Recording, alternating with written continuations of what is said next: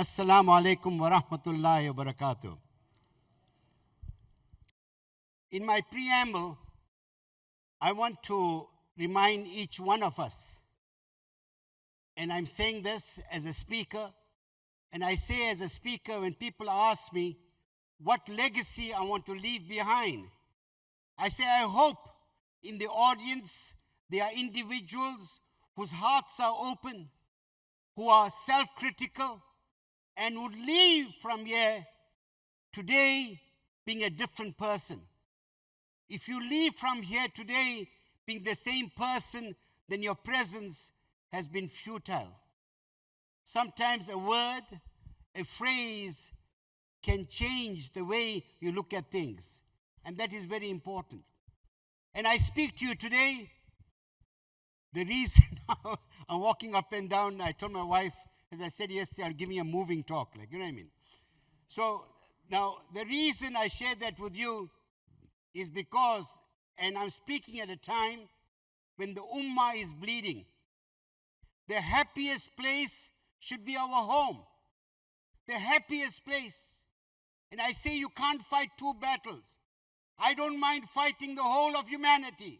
But when I come home, my baby is waiting for me. My darling, my hero is here. I say, baby, I like it. I love it. That's what it's all about. And our Nabi sallallahu alayhi wa sallam was very romantic and expressive about his love. And that's important. You know what? I know this. It can be done, my beloved brothers and sisters. And sometimes you think you're a gift from Allah to your beloved wife. And your wife says, well, they don't know me. Often my wife tells me, you know, I speak on many radio programs, and my wife says to me, one day I'll phone, Razak, she says, one day I'll phone the radio station. I'll just tell them I don't know the woman. I'm feeling dizzy. I want to go home. Because they know us. And this is an important thing, my friends. An important thing, my friends. Your true test is not who you are outside your home. The hero, the man, generous, philanthropic, articulate speaker. But at home, you miserly, you constipated. You know what I mean? Your real test is, inshallah, my prayer for you, and I love you all for the sake of Allah. Do you love me? Do you love me? And I want all of you to say, I like it. Come on, man, you're looking. No, it's no good. Say, I like it. Yes, we don't know how to show happiness these days. Hey? Put a smile on your dal, baby. That's what they say. Right. So anyway, so I'm saying this to you. If your wife, your husband, when you die, if they lift up their hands and say, Ya Allah, forgive my husband. It was through him I learned about you. I learned about compassion. I learned about generosity. I learned about forgiveness. You think Allah is not going to forgive you? Your children say, Ya Allah, forgive my father, forgive my mother. It was through them I got to understand the purpose of life. I realize there's a bigger purpose than what I see around me. And that's important. So this topic, addicted to love. How many of you are addicted to love? Not the unmarried ones, naughty. How many of you are addicted to love? How many of you say, you know, if you look at you put your hands up, alhamdulillah. Tell your husband you love him, tell him. Shame, and he's blushing, man. I like it. Right. So anyway, I also want to say to you that psychologists have said, if you do not change within 48 hours after a presentation, it's unlikely you're going to change. But when the Sahaba learned something from the Mubarak lips of Nabi sallallahu alayhi wasallam, the change was immediate. Right? So how many of you are going to go home change? You're going to be different. Right? Come on, that's good. So if you got two hands up, maybe you got two wives, you know. In fact, talking about two wives, my Sheikh Ibrahim Gangat from, Channel Islam, may Allah grant him the highest status in Jannah. So he said to me, Idris, You're doing this marriage conference and everything else. Are you thinking of a second wife? I said, no. I said, my wife said I can go to and fro, but not from fro to fro. What can I say? And I'm so witty. Yes, I'm so witty, right? So anyway, so let's look at, and I was thinking deeply. 2 o'clock this morning, I was wide awake, thinking very deeply about this topic, addicted to love. And it's a beautiful metaphor also, if you think about it. When a person gets addicted, he's powerless. He cannot live without it. When he doesn't have it, he has withdrawal symptoms. And when he has it, the same dose, he doesn't get the same kick. He wants more of it. He'll do anything. He'll steal. He'll rape his own mother for that drug. He wants that drug. Allah is out of the equation. But addiction also has some positive connotations. It means to be inclined, to be devoted to your wife. When you're not there, you miss her, like that drug. But this drug is positive. And we need to understand that. How can we become addicted to love? What do we need to do to share that addiction? Like that drug addict, when he wants more of it because of his depression, there are times your wife might come to you and say to you, if you're not aware, she tells you, darling, I had a bad day today, baby. I had a bad day today, baby. What she wants from you, not advice, but she wants more love. She wants you to hug her. Say, I'm here for you, my darling. I'm here for you, my darling. That warmth, your garment unto each other, is so exhilarating. It is not fortuitous or by chance. When Nabi sallallahu alaihi wasallam, when he went to the surreal experience of the first ayat, he ran to whom? To his beloved wife, Bibi Khatija. And what she did, she affirmed him. She said, you're a good man. You're a good person. You know what I'm saying to you? So the question to be asked is this. Is your home a bastion? Is it a place of tranquility? Or is it a place of contestation and struggle? Where snarling words are used, not purring words. I call my wife, you know what I call her? I call her Shushu Babalina, my Pepe. Yeah, I call her really I do that, right? So if you're looking shocked, I hope you don't die of shock, right? If you die of shock, maybe your spouse says, oh, my dua has been accepted. Right? So this is a point, and I want to share this with you. Remember this, my friends. Remember.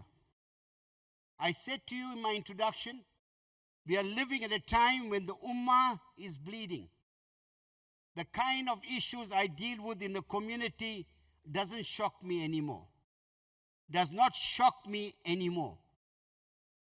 Right? Most of our homes are sad places because the issue is an attitudinal thing. Attitudinal thing. You must show, to say to someone, I love my wife, and she does not experience that love, that means you do not love her. You cannot love her in your heart. It's a manifestation through kindness, to hug each other. And that's very, very important. So, how many of you are married? Put your hands up, please. I can see you. Right. Some of you are smiling, some of you are looking very depressed, Sheikh. Right. So are you happily married? Okay. Right. Now, you're happily married, brother? Sister, you're also happily married to him, right? Nice to ask, you know what I mean? Right. Okay. So, this is important. So, I want to suggest something to you. I want to suggest things to you. And what I would like you to do, my friends, what I like you to do. I really believe sometimes, people give up. They say, my husband, my wife will never change. We're all capable of change. We're all capable of understanding who we are. Because some of us have grown up where there was no love. When they grew up, they could not be addicted to that love, but they were addicted to toxic behavior, negativity. When they saw the father being harsh, being brutal, they thought this is the norm. This is how you treat people. That's not the way. That's not the way. The other day, and I was sharing this with some of my friends, the other day, please, you got to tell me how many minutes I've got. Normally, I have a calendar when I speak, No, really, okay, I can go. I'm just warming up, right? You're enjoying my talk and all that? How many of you want my autograph? Put your hands up there. All of you, okay, right. Okay, so the other day, for example, I was helping a family out, and a mother was crying. She was crying. And she said to her sons and her daughters, and they're big. She's a grandmother. They all had kids. She said to them, I do not mind you'll come here weekly to have meals with me. I do not mind when you'll go out, right? When you'll go out anywhere, you leave your grandchildren with us. I have no issue with that. But how come none of y'all have ever invited me to your home? And she was crying. And all of them were sitting as I'm sitting. No one went to the mother. No one wiped away a tear. No one hugged her. Said, Ma, we're sorry, Ma. Ma, don't cry, Ma. The tears of a mother mean nothing to us. Eh? Mean nothing to us. That particular man whose wife was supposed to see me and he broke both her legs. What is wrong with him? Is he an animal? So I'm suggesting to you all, my beloved brother, how many? 5 minutes? Okay, I've got 5 minutes. Tell them I must talk. No, I respect time. Really, I respect time, right? I'll be coming back, and I hope I'm not going to be a recurring nightmare. Say, all of you, please come back. I see they're begging me. Look at it. Oh, what can I do? Right. Amen. I like it. So anyway,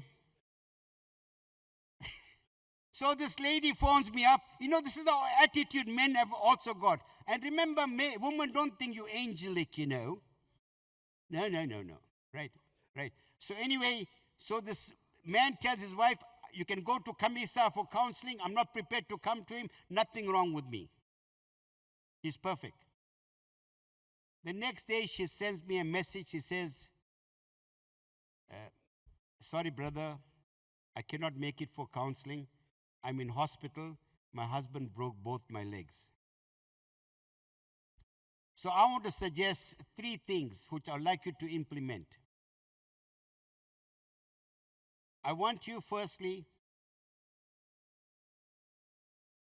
husband and wife, to say, we forgive each other. Let's start on a brand new page. Secondly, let us be role models for our children. Let us express our love to each other. Let us become addicted to each other. Let us become dependent and also interdependent with each other. Let us show the manifestations of love in different ways. Let us listen with empathy without interrupting. The last point is this. If you leave Allah and the Rasul from your home, you will not find true love. And I want to end it off. I know you all, I heard someone say, don't end, Razak. they all love me. What can I do, man? Like I always ask my wife, Harun, my wife, Nurjan, right?